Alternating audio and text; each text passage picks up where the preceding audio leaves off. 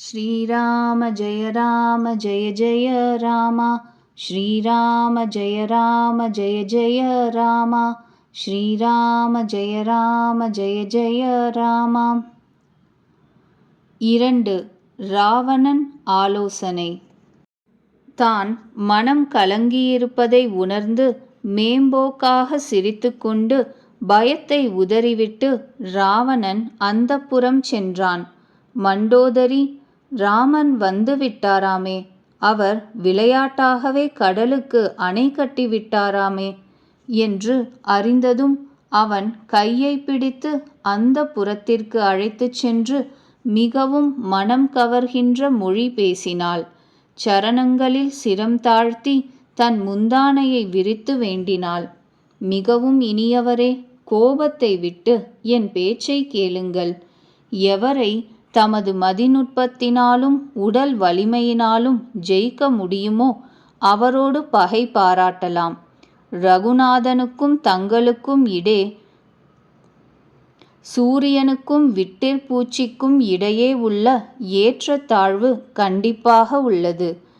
எவர் விஷ்ணுவாக இருந்து மிகவும் வலிமை வாய்ந்த மது கைட்டபர்களை மாய்த்தாரோ, வராக நரசிங்க அவதாரம் எடுத்து பெரிய சூர வீரர்களான திதி புதல்வர்களை ஹிரண்யாக்ஷனையும் ஹிரண்யகசிபுவையும் வதைத்தாரோ, எவர் திருவிக்கிரமராக வந்து மகாபலியை கட்டி போட்டாரோ, பரசுராமராக வந்து 1000 கைகளுடன் கார்த்த வீரியனை வதைத்தாரோ, அந்த பகவான்தான் பூமியின் சுமை தீர்ப்பதற்காக அவதரித்திருக்கிறார். அதிபல மது கைட்டப ஜேஹி மாரே மகாபீர திதிசுத சங்காரே ஜேஹிம் பலிபாதி சகச புஜமாரா சோயி அவதரே உகரண மகிபாரா. நாதா, அவருடன் பகை பாராட்டாதீர்கள். அவர் கையில் ஜீவர்கள், காலம், கர்மா எல்லாம் அடக்கம். ராமனுடைய திருவடி தாமரைகளில் தலைவணங்கி சரணடைந்து அவரிடம் ஜானகியை ஒப்புவித்துவிட்டு புதல்வரிடம் அரசை ஒப்புவித்துவிட்டு வனம் சென்று ரகுநாதனை வழிபடுங்கள். ராமன் ஏழை பங்காளன். நாதா, தன் முன்னே சரணடைந்தவனை புலி கூட தின்னாது. அதுபோல ராமன் உங்களை ஒன்றும் செய்ய மாட்டார். நீங்கள் சாதிக்க வேண்டியவைகள் எல்லாம் சாதித்தாயிற்று. நீங்கள் தேவர்கள், அரக்கர்கள், சராச்சரங்கள் அனைத்தையும் வெற்றி கொண்டு விட்டீர்கள். 10 முகங்கள் உடையவரே, 4வது பருவத்தில் வயதான அரசர்கள் காட்டிற்கு போக வேண்டுமென சாதுக்கள் இப்படி ஒரு நீதி கூறுவார்கள். படைத்தவர், காப்பவர், தன்னுள் அடக்கிக் கொள்பவர் எவரோ அவரை என் பிரபுவே தாங்கள் வழிபடுங்கள். நாதா, உலகியல் விஷயங்களில் தன்னுடையது என்ற அபிமானத்தை துறந்து அடிபணிந்தவர்களுக்கு அன்பு காட்டும் அந்த ரகுவீர பகவானை பூஜியுங்கள். அவருக்காகத்தான் சிறந்த முனிவர்கள் சாதனை புரிகின்றனர். அரசர்கள் அரசை துறந்து வைராகிகள் ஆகிவிடுகின்றனர். அந்த பரமன்தான் கோசல நாட்டரசனாக ரகுநாதனாக தங்களுக்கு அருள் புரிய வந்திருக்கிறார். பிரியமானவரே, நான் சொல்வதை கேளுங்கள். மூவுலகிலும் தங்கள் பவித்திரமான புகழ் பரவும். இவ்விதம் கூறி கண்களில் நீர் ததும்ப கணவரின் கால்களை பிடித்து நடுங்கும் மேனியுடன் மண்டோதரி கூறினாள். நாதா, என்னுடைய மாங்கல்யம் நிலைக்கட்டும். தாங்கள் ரகுநாதனை வழிபடுங்கள். அப்பொழுது ராவணன் மண்டோதரியை தூக்கிவிட்டு அந்த தீயவன் தன்னுடைய ஆளுமையை கூறினான். அன்பே, கேள். நீ வீணாக பயப்படுகிறாய். உலகில் எனக்கு ஈடாக போராளி எவன் இருக்கிறான் கூறு.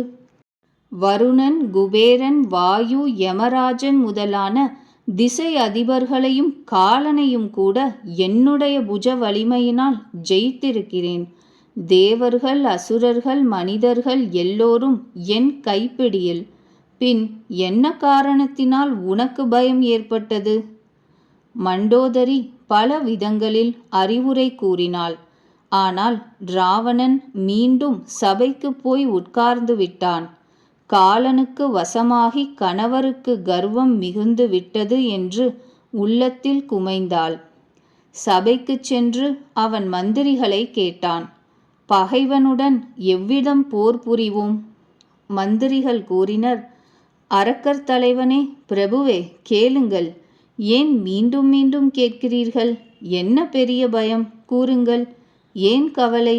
மனிதர்கள், வானரர்கள், கரடிகள் நமக்கு உணவுதானே.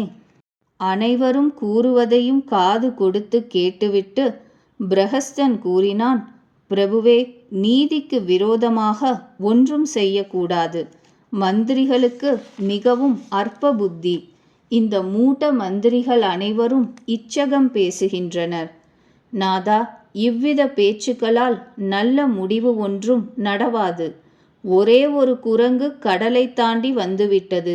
அது செய்ததை அனைவரும் மனதிற்குள் பாடிக்கொண்டிருக்கின்றனர். அப்பொழுது உங்கள் ஒருவருக்கும் பசி இல்லையோ? அந்த குரங்கை சாப்பிடுவதுதானே. லங்கா நகரையே எரித்ததே, அதை பிடித்து ஏன் சாப்பிடவில்லை? எது கேட்பதற்கு நன்றாக இருக்குமோ அதற்கு இந்த மந்திரிகள் ஒத்து பாடுகிறார்கள். ஆனால் இது முடிவில் துயரத்தில் கொண்டு விடும்.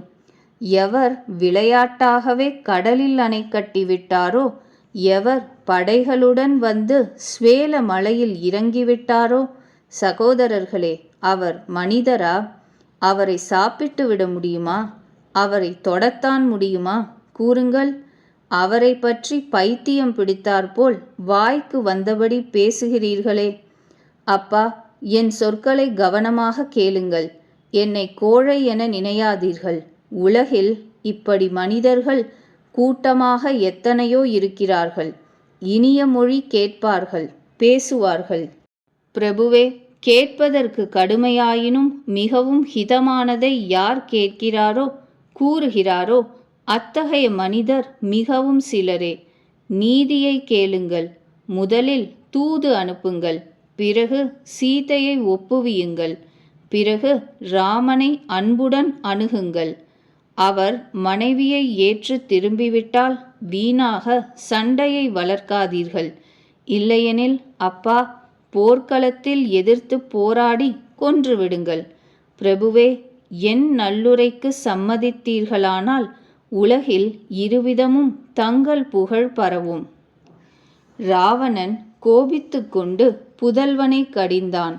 அட முட்டாளே, உனக்கு இப்படி யார் புத்தி சொன்னார்? இப்பொழுதுதான் உள்ளத்தில் அச்சம் உண்டாகிறது. மகனே, நீ வம்சத்திற்கு ஏற்ற பிள்ளை அல்ல. மூங்கில் காட்டில் கருவேல மரம் முளைத்துவிட்டது. தந்தையின் மிகவும் கடினமான கொடுமையான சொல் கேட்டு பிரஹஸ்தன் பதிலுக்கு இப்படி கொடுமையாக பேசிவிட்டு சபையை விட்டு சென்றான். ஹிதமான உபாயம் உங்களுக்கு பிடிக்கவில்லையே அப்பா. மரணத் தருவாயில் மருந்து ஒத்து வராதது போல. மாலை நேரம் என்றறிந்து ராவணன் தன் 20 கைகளையும் வீசிக்கொண்டு அந்தப்புறம் சென்றான். லங்கையின் உச்சியில் ஒரு மிகவும் விசித்திரமான ஒரு மாளிகை. அது பாட்டும் கூத்தும் நடைபெறும் அரங்கம். ராவணன் அந்த மாளிகைக்குச் சென்று அமர்ந்தான். கின்னரர்கள் அவன் புகழ் பாடினர். கை, தாளம், மிருதங்கம், வீணை எல்லாம் முழங்கின. சிறந்த அப்சரஸ்கள் ஆடினர். அவன் இடைவிடாது நூற்றுக்கணக்கான இந்திரர்கள் போல போக விலாசத்தில் ஈடுபட்டான்.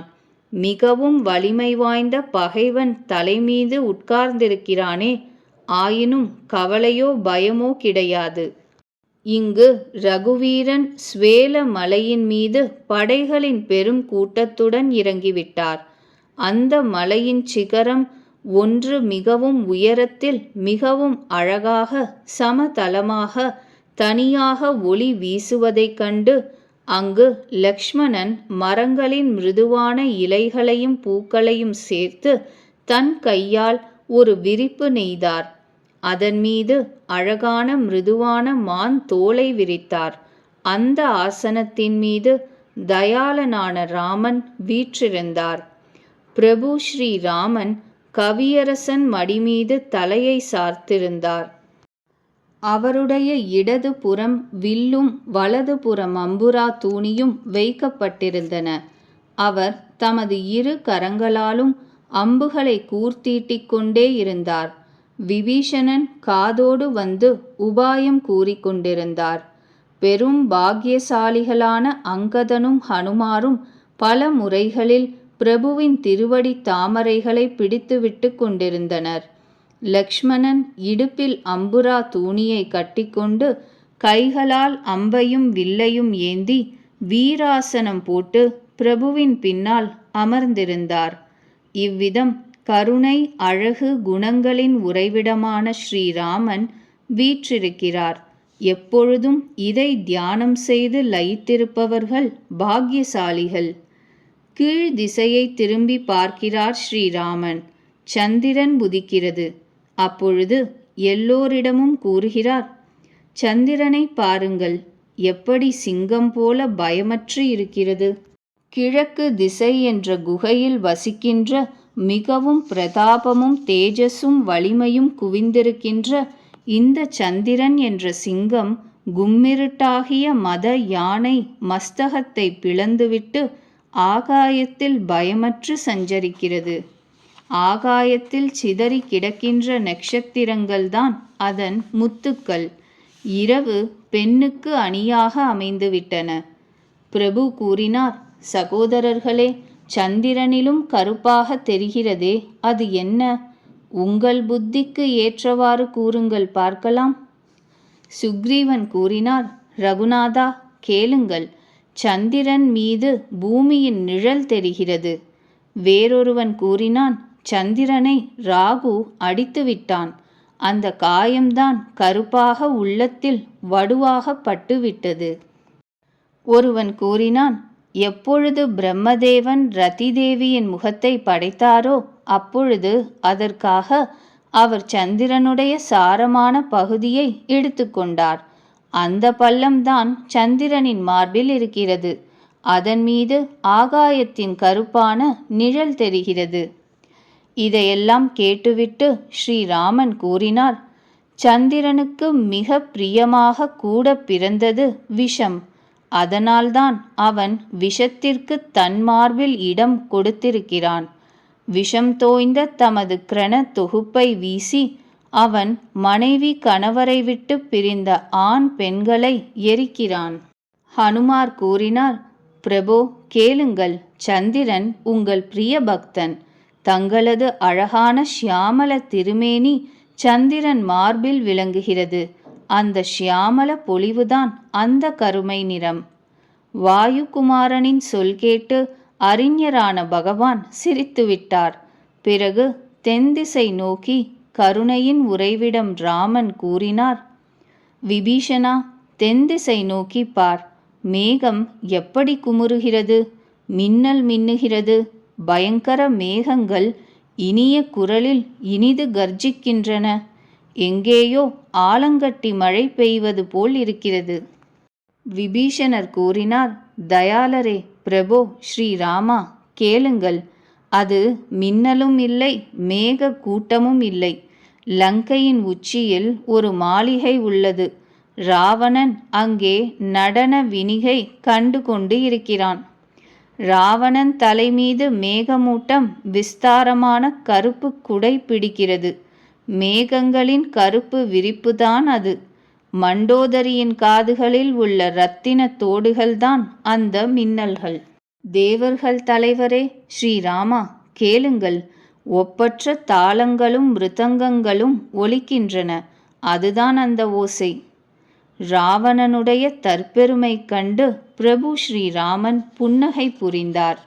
அவர் வில்லில் நாணேற்றி அதில் ஒரு அம்பை தொடுத்தார். ஒரே அம்பினால் பகைவனுடைய குடை கிரீடம், மண்டோதரி காது தோடுகள் எல்லாம் அறுந்து விழுந்தன. எல்லோரும் பார்க்க அவை தரையில் உருண்டன. இதன் மர்மம் ஒருவருக்கும் புரியவில்லை. இவ்விதம் வேடிக்கை பண்ணிவிட்டு ராமனது அம்பு திரும்பி வந்து அம்புரா தூணியில் நுழைந்து கொண்டு விட்டது.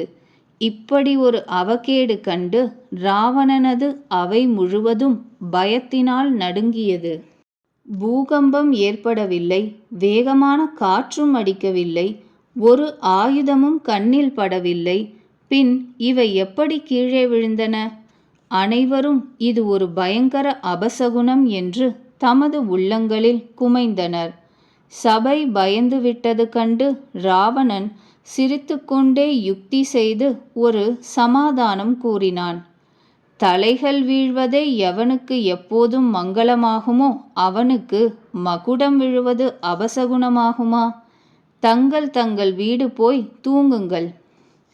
அப்பொழுது எல்லோரும் தலைவணங்கி தத்தம் இடம் சென்றனர். காது தோடுகள் அருந்து விழுந்தவுடன் மண்டோதரி உள்ளத்தில் கவலை புகுந்தது. கண்களில் நீர் ததும்ப இரு கரங்களையும் கூப்பி அவள் கூறினாள், பிராணநாதா, இப்பொழுதாவது என் விண்ணப்பத்தை கேளுங்கள். என் காந்தனே, ராமனுடைய விரோதத்தை விட்டு தொலையுங்கள். அவரை மனிதனாக மதித்து மனதில் அடம் பிடிக்காதீர்கள். என் இந்த வார்த்தைகளை நம்புங்கள். அந்த ரகுகுலத்தின் மகுட ரத்தினம் ராமன் வடிவே உலகெல்லாம் வேதங்கள் அவருடைய ஒவ்வொரு உறுப்பிலும் உலகங்களை கற்பனை பண்ணுகின்றன. பாதாளம் அவரது திருவடிகள், பிரம்மலோகம் அவரது தலை, மற்ற உலகங்கள் இவற்றிற்கு இடையே. புருவ நெறிப்பே பயங்கரமான முடிவு காலம். கண்களே சூரியன், தலை முடிகளே மேக கூட்டம்.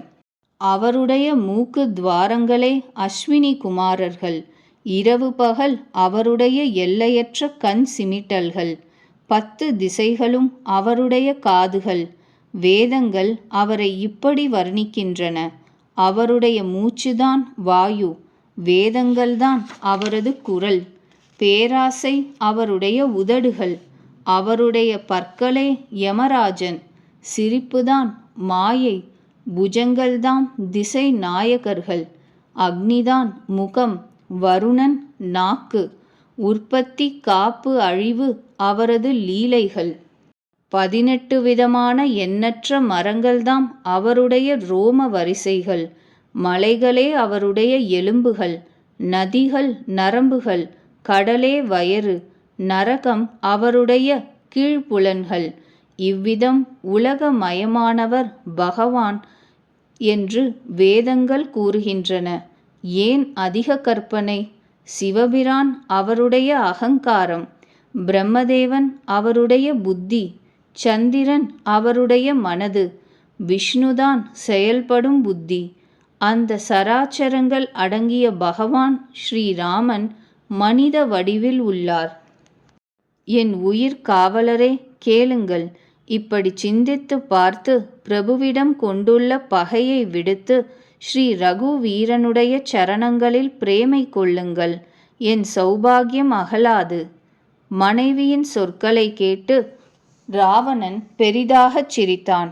ஐயோ, அறியாமையின் விரிவுக்கு இவ்வளவு வலிமையா? பெண்களின் இயல்பை எல்லோரும் உண்மையாகத்தான் கூறுகிறார்கள். அவர்கள் உள்ளத்தில் 8 அவலங்கள் எப்பொழுதும் உள்ளன. அதாவது சாகசம், தான் விரும்பியதை சாதித்து கொள்வது, பொய், சபலம், மாயை, பயம், பகுத்தறிவின்மை, தூய்மையின்மை, தயவின்மை, இவையெல்லாம் பெண்கள் உள்ளத்தில் உள்ள மாசுகள். நீ பகைவனுடைய முழுமையான விராட் ரூபத்தை எடுத்துச் சொல்லி எனக்கு மிகப்பெரிய பயத்தை புகட்டுகிறாய். அன்பே, இவ்வுலகமனைத்தும் இயல்பாகவே எனக்குள் அடக்கம். உன் தயவினால் எனக்கு இப்பொழுது எல்லாம் புரிந்துவிட்டது. அன்பே, உன்னுடைய சாமர்த்தியத்தை நான் தெரிந்து கொண்டு விட்டேன். இந்த வியாஜமாக என் ஆளுமையை என்னிடமே வர்ணித்து விட்டாய். பகவான் உலகமயம் என்றாய். அந்த உலகம் என்னுள் அடக்கம். ஆகவே பகவானும் எனக்குள் அடக்கம்தானே? இப்படி விபரீதமாக ராவணன் புரிந்து கொள்கிறான். மான்விழியாலே, உன்னுடைய பேச்செல்லாம் மர்மமாக இருக்கிறதே. புரிந்து கொண்டால் எவ்வளவு மகிழ்ச்சி அளிக்கிறது, கேட்டால் பயத்தை விளக்குகிறதே. மண்டோதரி கூறினாள், கணவனுக்கு போதாத காலம், அதனால் புத்தி பிசகிவிட்டது என்று மனதிற்குள் நினைத்து கொண்டு முணுமுணுத்து கொண்டு சென்று விட்டாள். இவ்விதம் அறியாமையில் பலவாறு வேடிக்கை பண்ணிக்கொண்டே இராவணனுக்கு பொழுது விடிந்துவிட்டது. இயல்பாகவே பயமற்றவன் கர்வத்தினால் கண்ணிழந்த இராவணன் மீண்டும் சபைக்குச் சென்றான். மேகம் அமுதமாகவே பெய்தாலும் நாணல் பூக்காது, பழுக்காது. பிரம்மன் போன்றவர் குருவாக வந்தாலும் முட்டாளுடைய இதயத்தில் விழிப்பு உண்டாகாது.